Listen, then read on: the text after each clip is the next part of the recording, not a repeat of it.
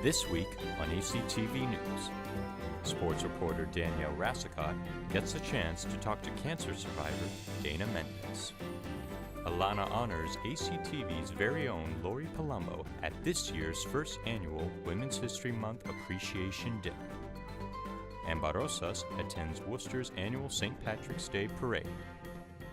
ACTV News starts right now.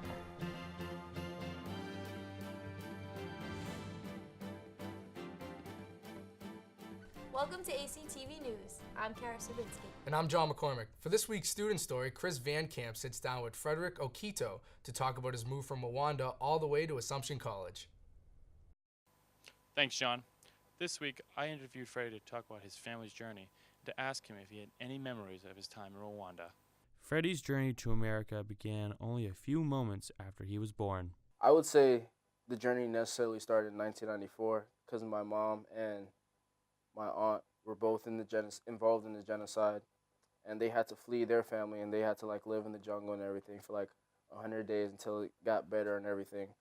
And they were traveling throughout refugee camps in all of Southern Africa, so Malawi, South Africa, Zambia, just refugee camp. Congo was a huge one. And when they heard that things were clearing up in Rwanda, they tried to come back up and find their family in 1998. That was the day I was born. So the day I was born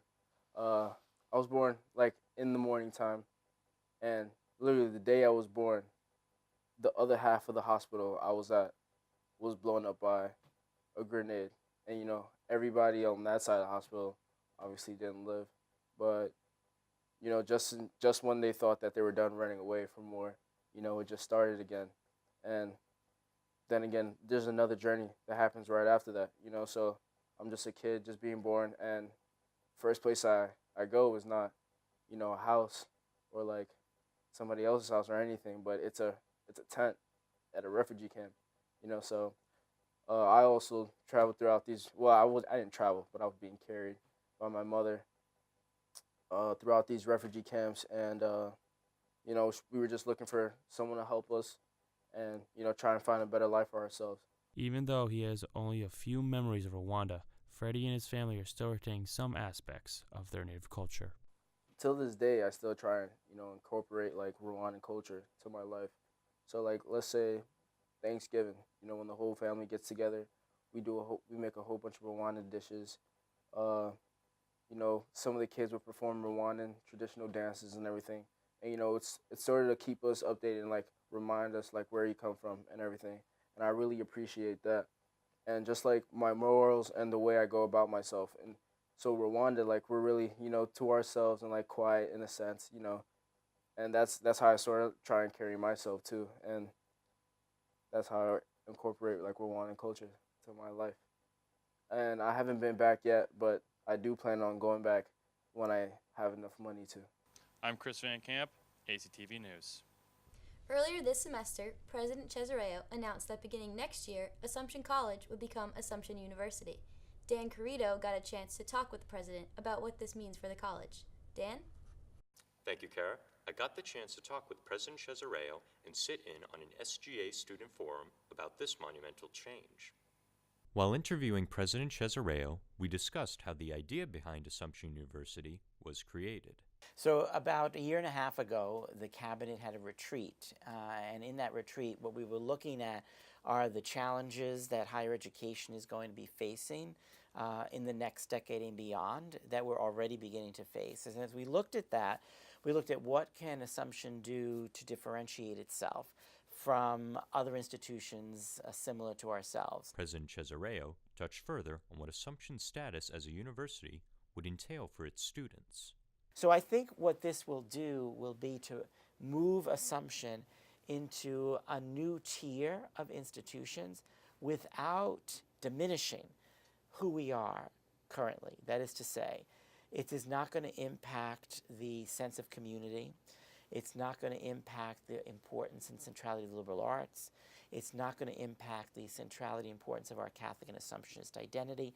If anything, this restructuring will strengthen both the liberal arts focus and the Catholic mission of the institution, because each school will be required to integrate that into their programs. During the SGA forum, President Cesareo explained to the students the benefits the status of a university will bring to Assumption and had them voice their questions and concerns. How does this change your marketing strategy for prospective students? So you said, like, with the breaking up of different schools, like the professors would be collaborating with each other, but I know right now I'm in classes where they're co-taught with professors from disciplinaries, like different disciplinaries, and I find that really valuable. So I was just wondering, would that change that? So my question is, you said that like 17 schools closed like recently. Like, what sizes were they, and like were they like main competitors to Assumption? I spoke to the student body president, Julia Demkowitz, and vice president for academic affairs, Andrew Belschner, about their opinions on the university. I think there'd be a lot of benefits to it. It'd definitely be more of a clear focus on the academic side of things, and I think people will come around to it and bring more of a unity across campus. I know people will be kind of hesitant at first to accept it, but I think people will get behind it pretty quickly. I think it's really exciting. As SGA president, I've been involved in a lot of the discussion about the move to university status. The college has had to adapt itself many different times throughout its history since 1904, becoming a co-ed institution, moving the institution after a tornado, and even teaching classes in English rather than French. This is just one of those changes that is going to make sure that Assumption is here to stay for students in the future. President Cesareo concluded how the status of a university will not change the ways of Assumption, but expand the opportunities offered to the students. Our focus will still be on the individual attention to our students, providing them with the kind of experience that they currently have, but offering them now possibilities that we currently do not offer. And so I think that what we'll see is that the common experience of students will not change, but the benefits of this change will be enhanced, and I think that's important. I'm Dan Carrito, ACTV News. This past weekend, Worcester celebrated its annual St. Patrick's Day Parade. The parade was rescheduled for March 10th for only the second time in its history. Our very own Ambar Rosas was lucky enough to witness one of Worcester's most popular events. The Irish culture is celebrated in this year's Worcester County St. Patrick's Parade. Woo! And with it invites the diverse community of Worcester. The weather might have delayed the Worcester County 37th St. Patrick's Parade by a week, but the excitement was still the same. Lots of fun, like every year. Teresa Traynor, one of the members of the St. Patrick's Parade Committee, says there are some of the town bands. You will see some award-winning kilty bands as well. It has a little bit of something for everyone. Businesses such as Schwan Shabu also get ready for the parade, according to Emmy, one of their servers. Eye-catching decorations so that people know that we're celebrating the event and that people can come in here to grab a beer or whatever. The event is one that invites everyone because even if you're not Irish, you were on March 17th. If you want to learn more or work in this parade, visit stpatsparade.com. Reporting from Worcester, Ambar Rosas, ACTV News. A recent rise of measles is once again bringing the anti-vaccination movement to light. People are now taking to social media platforms to voice their opinions on the matter, leading to mass confusion. Erin Keating joins us now with more. Erin? Kara, according to the U.S. Center for Disease Control and Prevention, at least 314 cases of the measles and 151 cases of the mumps have been reported in the United States this year alone. Now, doctors and researchers across the country are warning parents that choosing not to vaccinate their children reaps dangerous results. Back in 1999, safety concerns surrounding vaccinations became the center of controversy. Dr. Andrew Wakefield and a team of researchers falsely concluded that the measles, mumps, and rubella vaccine could potentially lead to autism.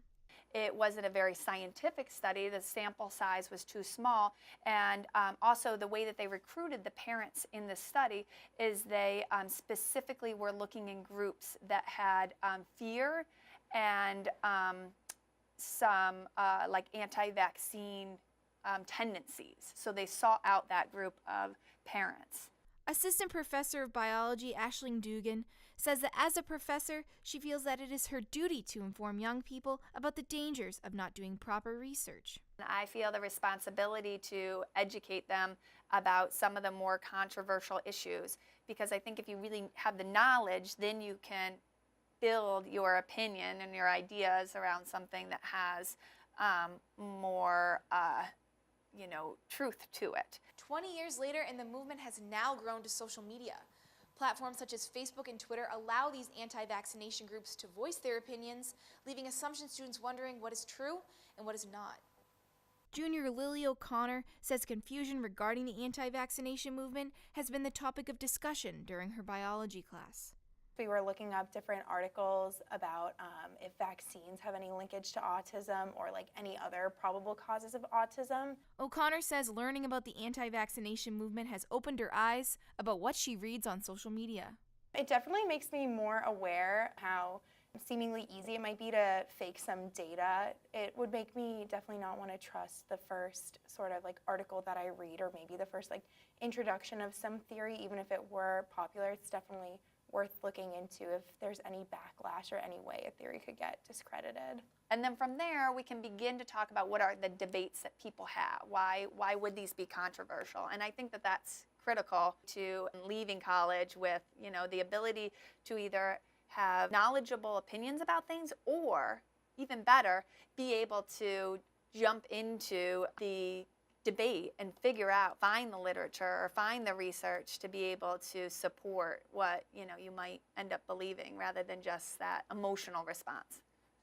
Now, with the case of the mumps recently confirmed on campus, students are warned that the virus that causes the mumps lives in the mouth, nose, and throat and is extremely contagious. I'm Erin Keating, ACTV News. Last week, Alana held its first annual Women's History Month Appreciation Dinner, where members of Alana recognized women faculty across the campus for all that they do. One of the recipients was our very own Laurie Palumbo, who said the recognition left her speechless. It really meant a lot to me that Fuldano honored me tonight. I didn't expect it. It was completely unexpected, so it was nice. It's nice to be recognized sometimes, for stuff that you do every day, so it was really nice.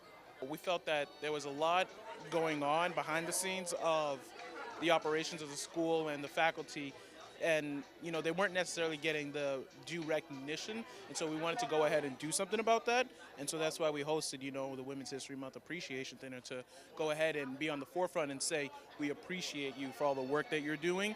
All of us here at ACTV want to thank Laurie for her tireless efforts and devotion to the club. Pup Cup Committee and CAB are hosting their annual release party next Wednesday, April 3rd at 7 o'clock to find out what singer will be performing at this year's concert and what the theme of Pup Cup will be. Follow AC_CAB on Instagram for more updates. Sports correspondent Danielle Rascott spoke with cancer survivor Dana Mendez to talk about her incredible journey. Let's check it out. This week, I spoke with junior Dana Mendez, who was diagnosed with cancer in August 2015.